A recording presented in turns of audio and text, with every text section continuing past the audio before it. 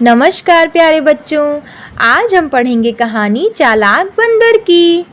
किसी नदी के किनारे एक बहुत बड़ा पेड़ था। उस पर एक बंदर रहता था। उस पेड़ पर बड़े मीठे फल लगते थे। बंदर उन्हें भरपेट खाता और मौज उड़ाता।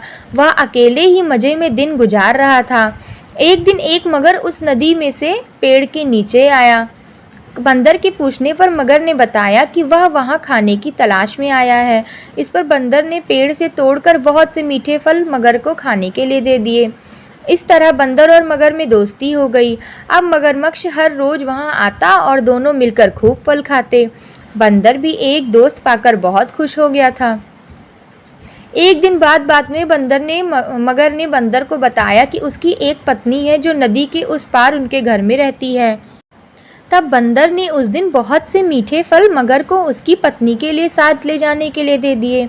इस तरह मगर रोज जी भर कर फल खाता और अपनी पत्नी के लिए भी लेकर जाता। मगरमच्छ की पत्नी को फल खाना तो अच्छा लगता, पर पति को देर से घर लौटना पसंद नहीं था।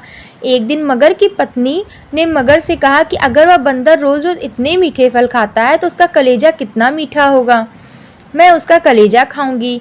मगरमच्छ ने उसे बहुत समझाया पर वह नहीं मानी। मगरमच्छ दावत के बहाने बंदर को अपनी पीठ पर बैठाकर अपने घर ले जाने लगा।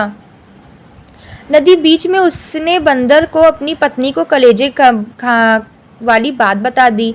इस पर बंदर ने कहा कि वो तो अपना कलेजा पेड़ पर ही छोड़ आया है। वह उसे हिफाजत से पेड़ पर रखता है, इसलिए उन्हें वापस जाकर कलेजा लाना पड़ेगा। मगर बंदर को वापस पेड़ के पास ले आया। बंदर छलांग मारकर पेड़ पर चढ़ गया। उसने हंसकर कहा कि जाओ मूर्ख राजा, घर जाओ और अपनी पत्नी से कहना कि तुम दुनिया के सबसे बड़े मूर्ख हो। भला कोई भी अपना कलेजा निकाल कर अलग रख सकता है। बंदर की इस समझदारी से हमें पता चलता है कि मुसीबत के वक्त हमें कभी भी धैर्य नहीं खोना चाहिए। तो बच्चों, क्या शिक्षा मिलती है हमें?